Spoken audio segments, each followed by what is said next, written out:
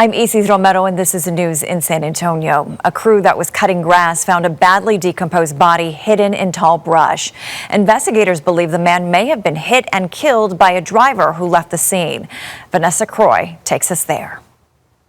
The sheriff tells us the man's body was found about 6 to 10 feet off the road in this high grass. They do believe he's been there between 3 and 5 days. Here's what else we know. A road crew made the grisly discovery earlier today. Sheriff Javier Salazar says the body is so badly decomposed, investigators have not been able to yet identify him. They believe the man was possibly in his 30s or 40s. Injuries to his lower body, along with other evidence found at the scene, are leading investigators to believe he was hit and killed by a vehicle. The sheriff says this stretch of road is dark at night, and it's possible the driver may have thought they hit an animal or something else. The sheriff tonight with an urgent call for help. We do have some clues here on scene that we're going to continue to follow up on. But again, we'd much rather listen to explanation from somebody that comes forward and wants to talk to us about it versus us having to go find that person, drag them out of bed, and then get that information ourselves. Investigators are also looking into if the man found out here today is connected to a recent missing persons case. The sheriff says the description of the man is similar and the timeline coincides of when that man disappeared. He said, but there is one distinction. The clothing did not match the description of the man found out here today. If you know anything or saw anything, call the Bexar County Sheriff's Office. In far southeast Bexar County, Vanessa Croy, KENS 5. In Universal City, an arrest was just made in a nearly 45-year-old murder case of a young woman. The man now facing charges was found in Arizona. Rania Kaur tells us how investigators were finally able to track him down. DNA samples helped create a male DNA profile, but for years there were no matches until now. Investigators say the victim, Yolanda Herrera, was last seen leaving a bar early in the morning back on April 11th, 1981. She was believed to be heading home. Her body was discovered 2 days later in a field off East Aviation Boulevard.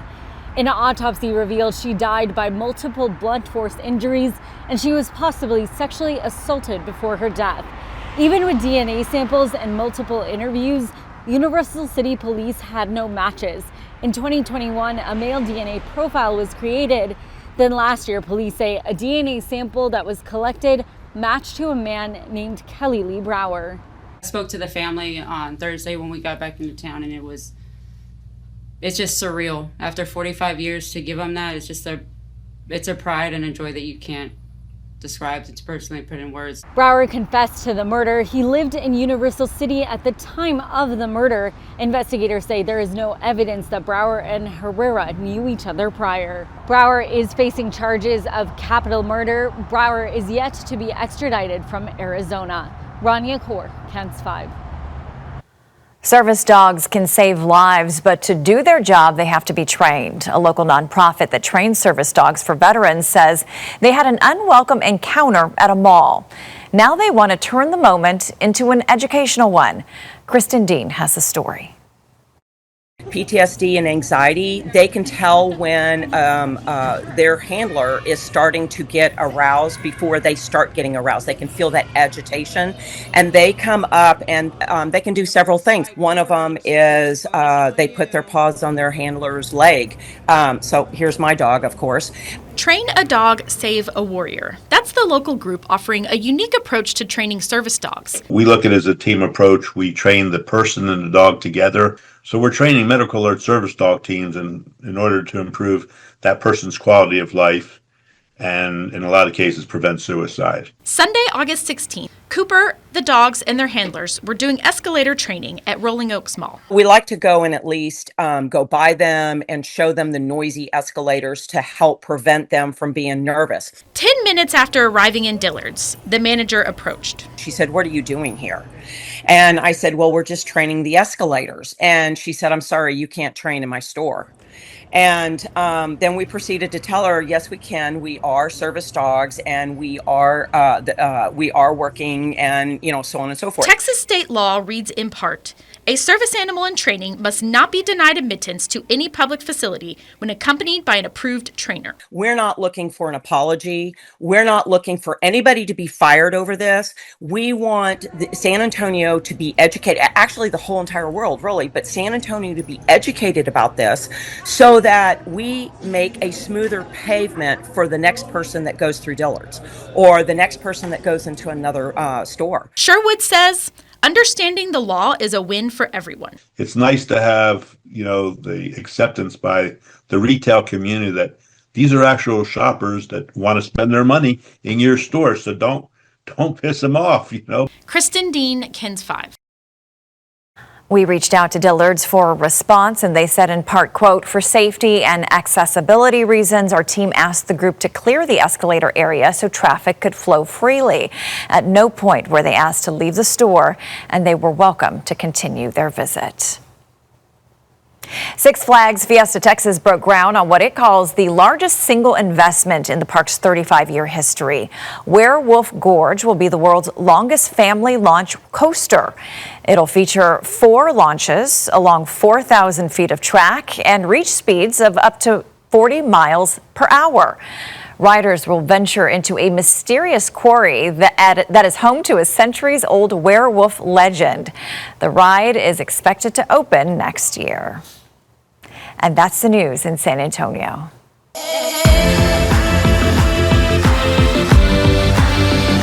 Hello from Austin. I'm Mark Mullins. The backlash in one central Texas community over its use of controversial license plate cameras.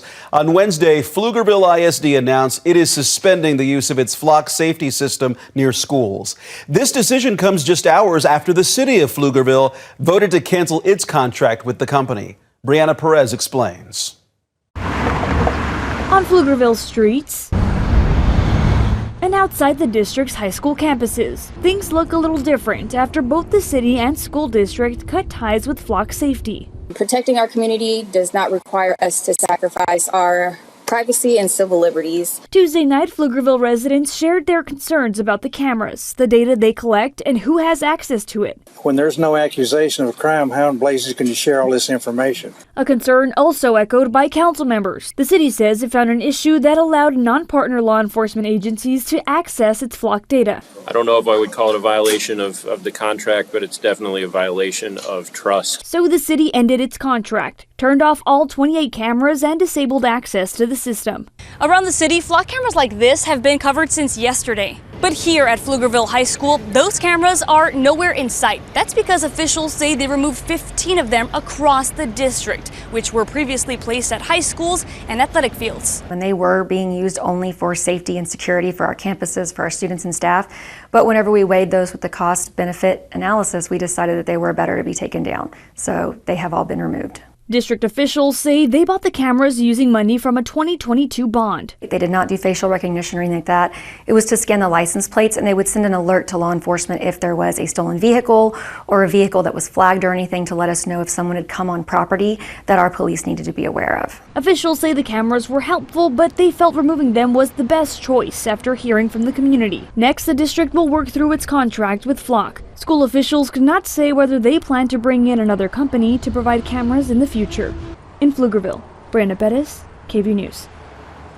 And with regard to the Flugerville City Council vote, in a statement, Flock Safety said the city had been part of a statewide data sharing network since 2024.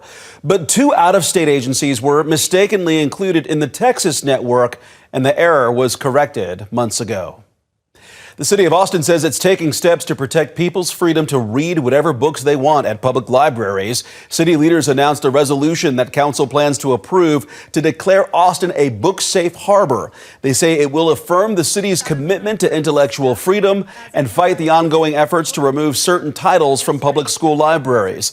They say if schools have to remove certain books, they want to make sure young people can still access them somewhere. History has never looked kindly on those who have banned books or tried to control what people are allowed to learn. It won't be any different this time. Austin City Council members are set to approve the Book Safe Harbor resolution at Thursday's regular meeting. The City of Austin's Parks and Recreation Department is canceling adult indoor sports leagues in the 2027 fiscal year, which starts October 1st. Reporter Jessica Cha talked with a player about how the city's decision will impact his athletic community. At least once a week, 10 to 20 men meet at Metz Park in East Austin. Sam Fox is one of them. We have roofers, plumbers, pedicabbers, musicians, just working class folks. On the surface, they don't have any relation, but on this court, they're teammates. Fox plays for the Hustlers. All he says it takes to belong is your own ball and $350 for a season, which is 8 games and playoffs through a city league called Capital City Athletics. We play at rec centers around Austin, and then we also come here once or twice a week, and we just hang out, spend time together. Cap City runs leagues in 5 sports across Austin, involving hundreds of people and up to 8 teams per league. Last Friday, Fox says they were told that the thing that brings them together is now being taken away. In an email, Austin Parks and Recreation Department said it's shutting down all adult indoor sports leagues. Fox says he was so upset about the decision that he decided to attend the Austin Parks and Recs Department meeting on Monday night. And so did hundreds of other members of Cap City Athletics. But to cut this program would be a mistake because of its popularity and what it brings to the community. Cutting these leagues altogether reduces public accessibility. Most other leagues are significantly more expensive, like triple the cost. And many of them are not as skilled. They're more social in nature. In an emailed statement, Parks and Rec staff said Austin continues to face a challenging financial landscape. And to support a balanced and sustainable budget, reductions and reallocations were made across the general fund, including adjustments to basketball and volleyball programming, saving the city $400,000. Yeah, this money shot. But Fox says the decision feels lazy, and other options could have been explored. With the private leagues being like $2,000 a season versus these leagues being $350, I feel like there's a middle ground where the city and the leagues could all win. Austin's Parks and Rec also said they're evaluating how adult sport opportunities can continue. Fox says they're not done hustling. In East Austin, Jessica Cha, KV News. Tributes continue pouring in from around the world to Dolly Parton. The country music icon and philanthropist died yesterday at the age of 80. She touched so many lives, including one woman originally from Austin who interviewed Parton as a teenager. Adam Bennett shows us how it came together and the impact she says their conversation still carries a decade later. Today, Isabella Perkins is 28 years old and living in Houston. But 10 years ago, she was a senior at the Ann Richards School in Austin, interviewing Dolly Parton at Dollywood. I still can't believe that it happened. It happened because Perkins won an essay contest to interview Parton for her school's annual fundraising gala. She's a once-in-a-lifetime kind of star, philanthropist, all of the above. So I thought, why not? And I honestly didn't think that I would get it, and I got it. After a couple months of prepping during lunch breaks, the big day at Dollywood arrived. And I was like so nervous before. I was like, what am I doing? Like, I can't do this. But when she came in, it was actually very calming, and she was just very down to earth and very bubbly, as you could imagine. And I think that definitely kind of helped center me before the interview. Perkins asked Parton about her most proud accomplishments, challenges she faced as a woman in her industry, and female role models. Those included Perkins' school namesake, late former Texas Governor Ann Richards. We used to have dinner together now and then, and when I would come to Texas, we would laugh our butts off because we had a very similar sense of humor. We grew up basically the same way. Perkins ended the interview with this. I wanted to ask Dolly if she had any wisdom for her 17 to 18-year-old self. I personally think your real strength is inside you. That sentiment stayed with Perkins and grew in meaning through big life moments. Those include losing her dad, Omar Sanchez, 6 years ago. We see people do, like Dolly, do these huge, massive things. I think that gives us, the strength and guidance to, keep going. Perkins also calls Parton a guiding light for the LGBTQ plus community. Just follow the golden rules. After her passing, Perkins plans to watch their interview again, a conversation that lasted minutes with an impact that'll last a lifetime. Adam Bennett, KVUE News. What an amazing experience there. Well, that'll do it for us here in Austin. I'm Mark Mullins. Have a great day.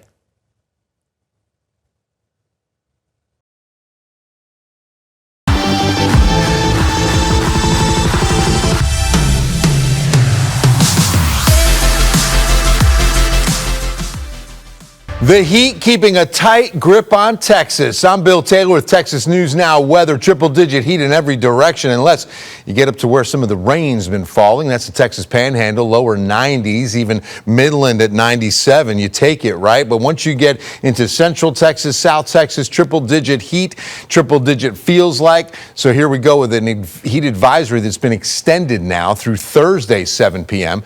And notice it's pretty much a third or a little bit more of the state of Texas right now, almost half, and now into Louisiana through Thursday evening as temperatures are expected as high as 103 to 104, heat indices as high as 110 to 111. And by the way, these green counties, or I should say gray counties across Dallas-Fort Worth, is for air quality. That's an ozone action alert. All right, please remember heat-related symptoms. It's Wednesday. As we get closer to the weekend and more time outdoors, heat exhaustion is when the sweating is excessive. You might feel a faint, maybe even get a dizzy spell, and the muscles begin to cramp. That's time to get inside. At least find shade. Drink water. But if you stop sweating and you start feeling a really bad headache, you run a fever of 103 or more, your pulse increases, that's when you've got to call 911. Heat stroke can be fatal. You've got to take action when those symptoms change. Speaking of change, high pressure loosening its grip a bit as it starts to slide off to the west just a touch and center up over mainly the four corners. We get a little frontal boundary, an outflow boundary, not a cold front by any stretch, and that can trigger a few much needed rain showers. So let me show you future radars. We go into Thursday. It looks like early morning hours could see a few downpours near Houston, maybe even towards Lubbock, but pretty quiet until we get some good heating. Now we erupt some pretty good thunderstorms east of Lubbock, down towards San Angelo and into San Antonio. And these will be some much needed showers about 4 to 5 o'clock. It does rain out pretty quickly once we lose the heating of the day, maybe a few lingering showers and downpours west Texas and maybe Del Rio to about Big Bend late tomorrow night. But for the most part, it's going to be a Thursday afternoon event. And that will be it. I mean, it's really only going to be that one little outflow boundary. To the tropics, Eastern Pacific busy with El Nino beginning. It's only going to be increasing from here. In fact, Texas expecting a very wet forecast into late fall, into early winter. We're going to expect to see some pretty significant weather changes as we get into a super El Nino this year. But we've been tracking this vigorous tropical wave, showing a lot more promise yesterday, but running into some upper level winds that are kind of ripping it apart. Also, a little Saharan dust is out there to dry the system out. So it's now down to about a 50-60% chance of development. You can see the dust isn't so bad across, say, the Caribbean or even the Gulf, so it's not going to impact Texas, but it's certainly having an impact across the tropics and these tropical systems that are trying to form. And remember, if we do get that system to form, coincidentally enough, it is up to our D storm for the Atlantic season, and it would be Dolly. Forecast time for your extended outlook across the great state of Texas. We're looking at rain chances through Thursday. You're going to go Austin down to Houston, also San Antonio, and maybe Austin on Friday, but that's about it. I mean, once we get into the weekend, dry skies and more heat through Saturday and Sunday, the final weekend of August. Look at McAllen up to 102 or 103 for the weekend and just staying there as we get into September, where we do see a rain chance or two around Houston heading into Monday and Tuesday of next week. For Texas News Now weather, I'm Bill Taylor.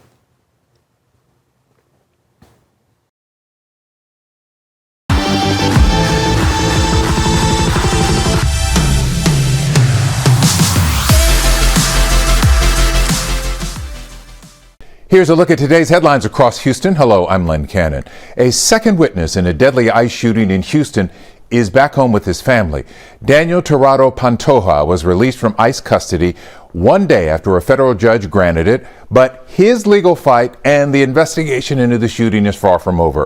One witness remains in ICE custody 50 days after ICE agents shot and killed Lorenzo Salgado. Troy Kless with the latest. Tonight, there is relief for family and also a sense of urgency. Attorneys for Daniel Tirado Pantoja say that they are giving him privacy with his family while they also focus on his upcoming immigration court proceedings. Tonight, a witness in the deadly ICE shooting can rest at home. Carrie Doyle, an immigration attorney, gives us a glimpse at what Tirado Pantoja has gone through. And I will tell you that he was not doing well in detention. As you can imagine, dealing with the trauma of the incident he was part of. A traumatic moment with differing accounts of what happened 50 days ago. His eyewitness account key to accountability. Because their version of the facts is completely different to that of the government. So definitely there was a problem here. We don't know if it's a problem with training. Another problem is Pantoja's future immigration status. Attorneys are hopeful a U visa will allow him to stay home. At this point, it is uncertain. Doyle, who worked with DHS before, says the uptick of immigration enforcement is tough to comprehend. But with this one man back home, she plans to continue fighting. I'm just so pleased that he's back with his family and that he has been released. And ICE was very communicative in making sure that that release happened seamlessly. With Tirado Pantoja back home with his family, attorneys are hopeful that it will lead to further answers in the ICE shooting. And they are also hoping that he will be allowed to stay in the United States with his family. In East Houston, Troy Kless, KHOU 11 News. Caught on camera, 3 suspected thieves breaking into a Southwest Houston bar, taking thousands of dollars worth of inventory and causing more than $10,000 in damage. The owner hoping someone sees the video and recognizes those men and come forward. Here's Megan Reyna. On Sunday morning, Houston police say a group of men broke into the deck on Fountain View through the back door. The owner tells me he believes he's now out $30,000, combining the damage done to the business and what was taken. It was early Sunday morning when a surveillance camera captured at least 2 men rummaging through the office of the bar, the deck on Fountain View. The business near the Galleria has been hit by thieves before, but never this bad, according to its owner, Toby Holt. This was planned, it looked like. He says they took off with $7,000 worth of alcohol, the safe from the office, and caused about $10,000 worth of damage. In total, he estimates he's out $30,000. What went through your mind when you realized just how much was taken? I was very disappointed. I mean, this is a tough business, and we just try to keep it open for all of our employees. We've got 15 employees that depend on this job every single day. He has cameras set up across this bar, but is remaining vigilant. He's confident the community, which has supported the bar for decades, will keep the doors open. But he has this message for the suspects. I hope you go to jail and pay for your crime. So a lot of people that you're hurting in the process. Again, the owner is urging anyone that may recognize the suspects to give HPD a call. We have their contact information on our website, KHOU.com. Reporting from the Galleria area, Megan Reyna, KHOU 11 News. It has been an uncomfortable start to school for some HISD students. KHOU 11 receiving several reports of schools that had no working air conditioning. Parents of students from at least 4 different schools say their campuses have been dealing with HVAC issues as heat indexes rose into the triple digits. Now we're learning the problem at one school in Bel Air has been fixed. Orko Manna shares what parents are saying at Horn Elementary.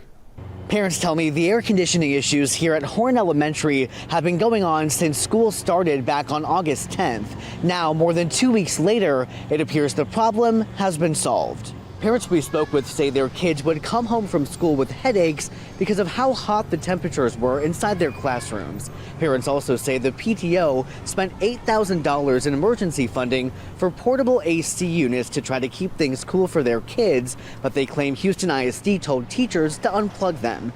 Parents tell me the district notified them last night that the final 3 compressors in the AC system requiring replacement were replaced last night. This email was sent to parents where HISD HISD's chief of facilities and maintenance operations said in part, quote, "Once these final repairs are completed, we anticipate the HVAC system will function as expected to appropriately cool the building. Throughout this process, staff have closely monitored classroom temperatures with particular attention to the second floor. Current temperature readings throughout the building range from 64 to 76 degrees. That's welcome news for parents who are cautiously optimistic." As a parent, it's a huge relief to know that the district, came in and finally got things fixed. We're just curious how long that will last. Is this an aging system that just got a Band-Aid on it? Or is this part of a bigger repair that we can trust? We kind of want to see what happens over the next couple of days, and hopefully it stays cooling, and as temperatures start to come down, we can keep it going. We reached out to HISD multiple times over the past several days to ask about Horn Elementary and other schools dealing with AC issues. We have still not heard back. According to the email sent to Horn Elementary parents, the district is continuing to monitor the HVAC system and classroom temperatures to make sure that everything is operating as expected. Reporting from Bel Air, Orko Manna, KHOU 11 News. A $5 million gift is helping the University of Houston launch a new institute focusing on housing, homelessness, and health. School officials say the institute will build on the city's existing efforts. Katira Winfrey has more.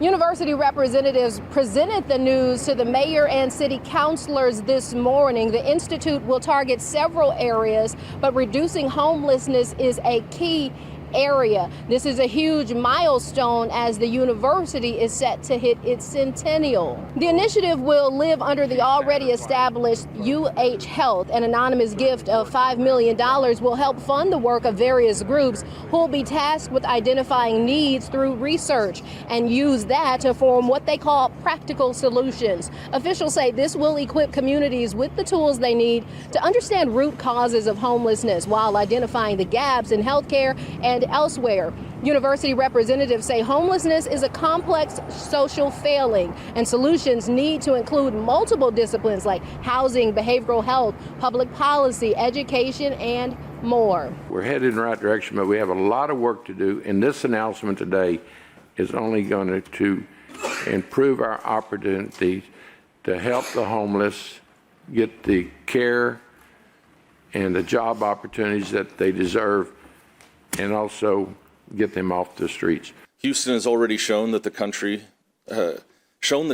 what strong coordination can accomplish. Our hope is that IH3 can help bring the next generation of tools, expertise, and talent to that work, and help Houston once again stand out as a national leader in addressing homelessness. Although the Institute is launching now, they've already begun work. Reporting in Houston, Katira Winfrey, KHOU 11 News. Such a worthy cause. That is a wrap of your Houston headlines. I'm Len Cannon.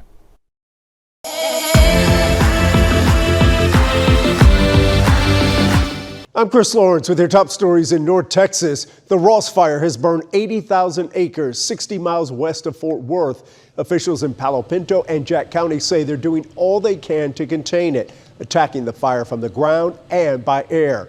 Aaron Heft shows us the damage left behind. The damage caused by the Ross Fire is immense. Burning across two counties, Palo Pinto, where the fire began, and Jack County, the most northern side of the damage.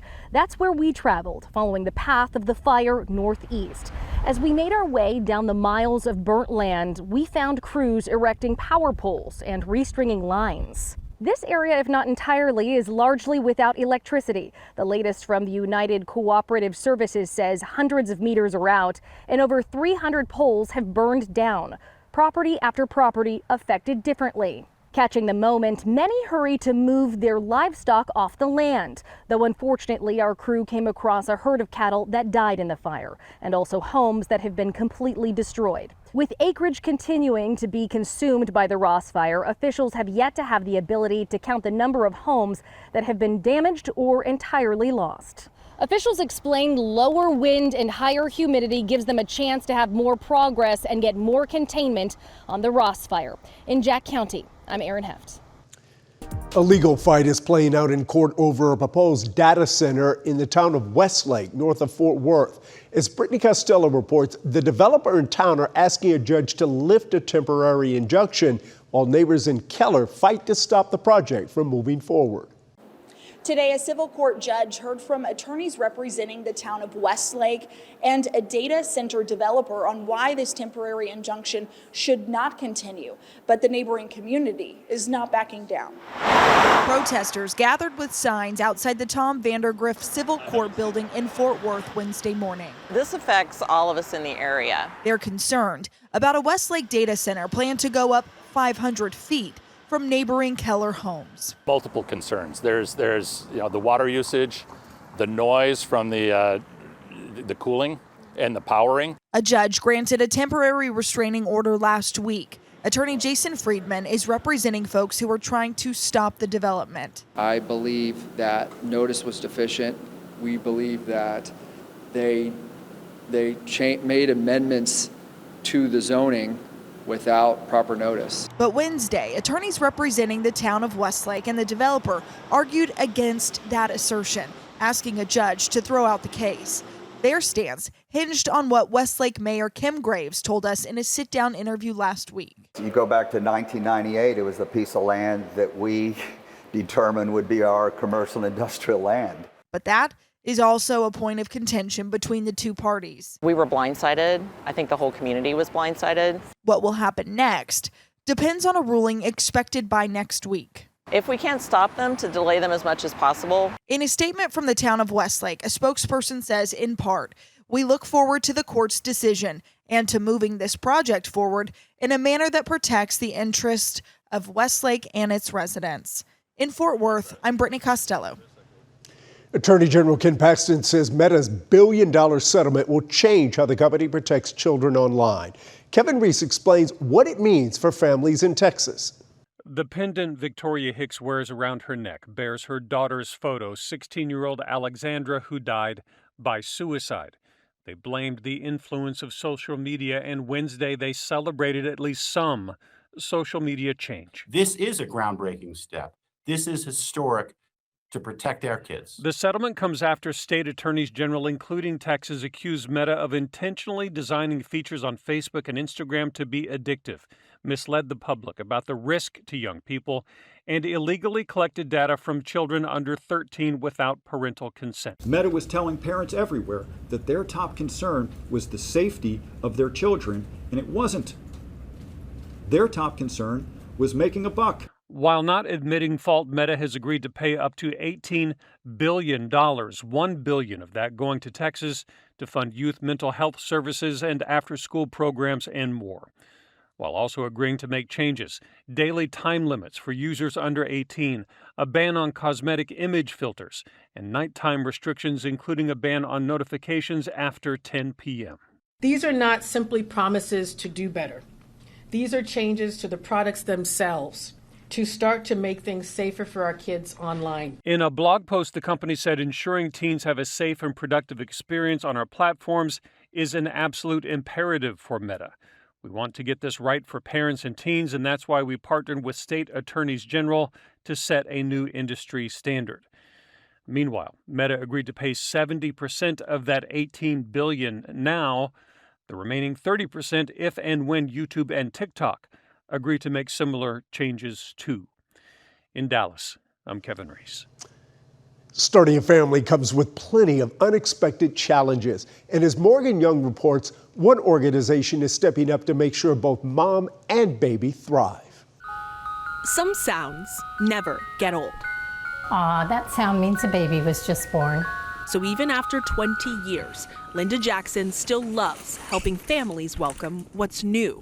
It feels special to me to walk in when a baby is just a few minutes old and help the mom get her started, build her confidence.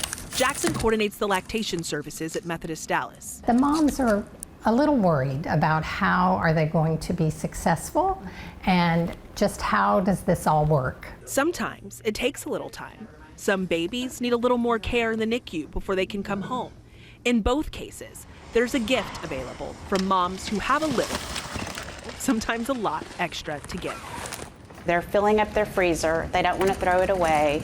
And the perfect thing they can do is become a donor. Amy Trotter works for Mother's Milk Bank of North Texas, a nonprofit that collects, pasteurizes, and gives out milk donated by generous moms to babies who need it. We generally provide 70% of our milk to babies in the NICU. Babies like Elijah Manzano, who was born at 36 weeks. He's growing stronger in the Methodist NICU thanks to a breastfeeding mama and some donor milk to help fill in the gaps. This is a wonderful, wonderful gift that you're giving. So another sound Jackson loves is the arrival of a new donation. Melissa Mountain remembers the ups and downs of breastfeeding her first baby. I was stressed out, thinking I was just making enough. Baby number 2 brought a blessing. I have a freezer full of milk now that I needed to do something with that. Last year, donors like Melissa provided more than 800,000 ounces of donor milk to North Texas hospitals and households. Donor milk really goes a long way because of the vulnerable population that we serve. For a micro-preemie baby, 1 ounce can provide 3 feedings. Ounces opening doors of hope for NICU families or even those who just need a little extra to take home to start. It just makes me want to keep doing it. It's a commitment that never gets old. It's wonderful. That old adage, it takes a village. And those are your headlines from North Texas. I'm Bailey Bates. Here are your headlines from Central Texas. The fight against food insecurity in Central Texas is gaining a massive new resource. Our Sydney Walker has more on the grand opening of the Central Texas Food Bank's new Waco distribution facility. It's a new chapter for the Central Texas Food Bank. We've been a partner from a distance down in Austin. Today, that changes. And a new approach to a growing problem. We are approaching 70 million meals a year. Think about how many food insecure people that is here in Central Texas. As the organization makes their mark in Waco. It gives us more capacity, more efficiency, more opportunity to innovate, and most importantly, it brings our work closer to those who need it. The brand new state-of-the-art facility is bringing hunger relief resources closer to our neighbors in McLennan County. Waco was the only metropolitan area in the state without access to a food bank within 100 miles. CEO Sari Vatsky said the area has a higher food insecurity rate than the food bank's southern counties. The first day open, just in the afternoon, we saw about 54 individuals. The other day we had about 70. We made this basically a grocery style. They're providing benefit and emergency services, an on-site market, and volunteer spaces. There's so many things that we can do here that we didn't have the capacity to do at Shepherd's Heart. Along with programs designed to break the cycle of hunger and poverty. We'll help people learn culinary skills, warehouse training skills, so that we can then place them in jobs to help reduce the need for the food bank. This whole section right here is for culinary training. For good. But there's no reason for anybody to wonder where their next meal is coming from. In Waco. None at all. Sydney Walker. Not here in the state of Texas, nowhere in this world. 6 News. Well, meantime, 2 nonprofit organizations celebrated around 40 expectant military mothers from Fort Hood at a special group baby shower. Our Ashley Henderson was there and learned more about the celebration and how it can bring the community together. For military families, welcoming a new baby often means doing so away from their usual support system. The nonprofit organizations Operation Shower and Sentinel Community Fund wanted to put on an event to celebrate the families and provide gifts such as blankets and other necessities. They say the military does not get recognized like it should, especially the moms. They are really the kind of the glue that keeps things together at home.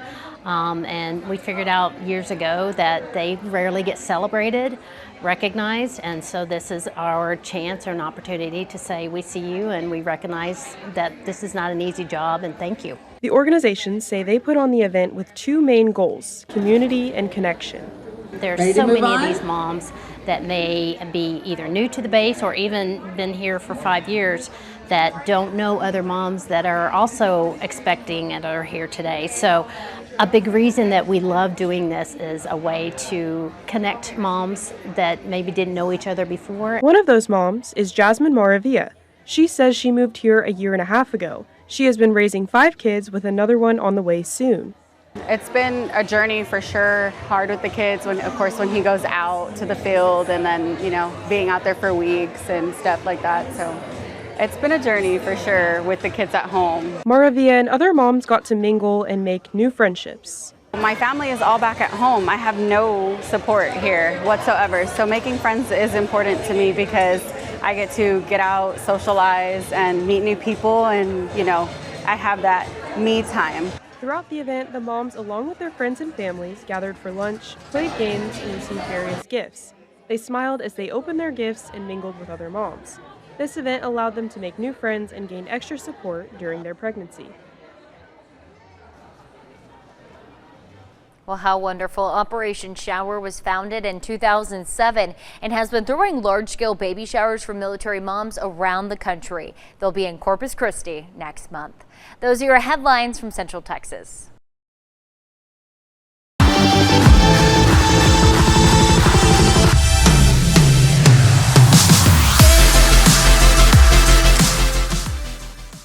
Hey, I'm Leslie Adamy in Corpus Christi, and here's a look at some of what's happening here in South Texas. We are following two big moves involving Corpus Christi's water supply. The state has approved the city's request to temporarily pause water releases as Corpus Christi eases drought restrictions once again. But as Natalia Osuna shows us, some question whether those two moves send a mixed message about conservation. As the city transitions to Stage 1 water restrictions, some Corpus Christi residents say they want to keep conserving, while others are grateful for more freedom. Oh, everybody's happy about their lawns again because a lot of people have their, their gardens and they weren't able to water anything. So what's the difference between Stage 2 and Stage 1? It mainly comes down to being able to water your lawn once a week instead of every other week. After the city recently moved to Stage 2, Melissa Salinas says she's already seeing a difference. It went from green to very, very brown, yellowish, uglyish, and now it seems to be okay. City Councilman Eric Cantu has been pushing to ease back even further to Stage 1, saying it's city policy. The residents of Corpus Christi has cut back enough. They did their part, and we need to give them some relief. Meanwhile, another big water move might be sending a contradicting message. State Representative Denise Villalobos has been pushing to stop water releases completely, but for now, the TCEQ's executive director has approved the city's request for a temporary pause. In a statement to 3 News, Villalobos called it a historic day for the coastal bend, saying in part, quote, "This is the first time in 25 years there have been any changes or pauses to the 2001 agreed order." She goes on to say, quote, "This is a major step towards water security."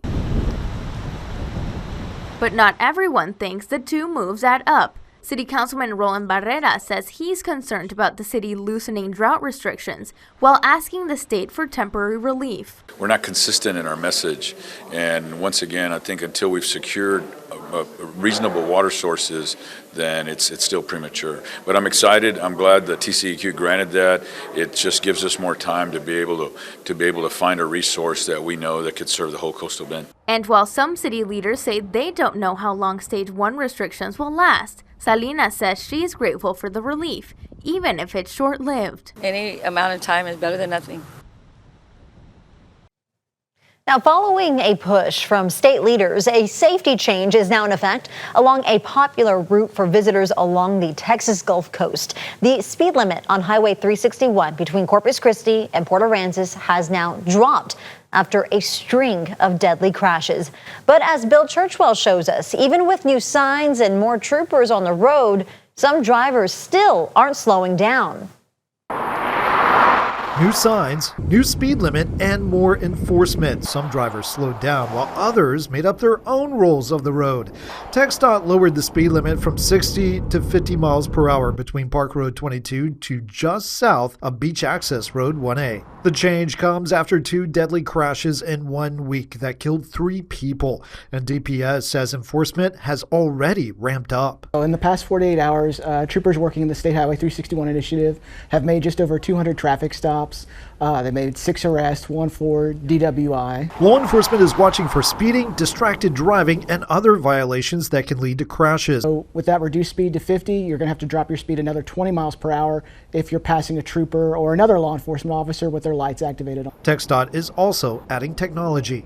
This is one of 6 electronic signs that TxDOT has placed here along Highway 361 following those concerns. It not only shows drivers their speed, but also the new lowered speed limit. You will spot 5 portable message signs like this one, 4 with cameras allowing the public to view road conditions in real time online. But officials say the long-term fix will take more than signs and tickets. State Representative Todd Hunter recently told 3 News the goal is to move quickly. The message, enough talking. It's start time for walking. Hunter says the state has agreed to both the short-term plan that's now rolled out and a long-term plan. They're going to be looking at how to fix and make 361 a better highway, operating common sense, short run as well as in the long run. The proposal could widen about 15 miles of 361 into 2 lanes in both directions with raised medians, turn lanes, and lighting. TxDOT is currently asking the public for safety ideas during a 2-week period. For now, drivers are being asked to slow down. And that is a quick look at some of what's happening here in South Texas. Hi, I'm Brennan Gurley, and here's what's making headlines across East Texas. It's estimated on average you wait 23 minutes in a doctor's office or lab before receiving care. Now imagine seeing several doctors all in one day. Now UT Health East Texas here in Tyler is bringing it all together in one place. Here's CBS 19's Emily Trevino. We're able to see them here, do labs, do ultrasound, do in-office procedures, in-office surgeries, be close to labor and delivery, close to the operating rooms to be able to meet their needs better and keep them closer. Dr. Sherry Lynn Willis is the chair of women's health at UT Health East Texas. She says the new state-of-the-art building is bringing together all doctors and services under one roof. I think you'll be taken away just at the fact of how we have combined good clinical care in a space that educates also. The women's health floor is just one part of the expansion. The building also has advanced MRI and CT technology, including cardiac imaging, designed to give doctors a more detailed look at a patient's condition. These scanners are faster, smarter, more built-in software that allow us to do things quicker and with less radiation than we ever have in the past. Cannon says the new technology can also help doctors get the information they need without as many additional tests. We're able to get quick turnaround on these results because we have a new cardiac imaging reader here in East Texas. And with this specialist now involved in our process, we can get turnaround times on these results faster than we could before. Dr. Willis says that's the biggest goal, keeping more care close to home. Able to combine both of those things here in Tyler. You don't have to go to the big city to be able to have that. In Tyler, Emily Trevino, CBS 19. A faster path to a college degree and potentially thousands of dollars in savings are in the works for Texas students. Governor Greg Abbott was at SFA on Wednesday to discuss that proposal. CBS 19's Jesus Martinez has the details. Governor Abbott came to SFA today to share a new plan for Texas students to get their bachelor's degree in 3 years. He held a roundtable discussion with university leaders and students. Media was not allowed in that roundtable, but he did take questions after that. Every additional year means more tuition and fees, but also more in housing and living expenses. Governor Abbott wants public universities across Texas to offer an accelerated 90 credit hour bachelor's degree program in about 10 high demand fields. Allowing students to be able to graduate from college a year sooner that could save them up to $35,000 off of their college costs. Some of those degrees include cybersecurity, supply chain management, and IT. There are certain basic classes that would still be required here.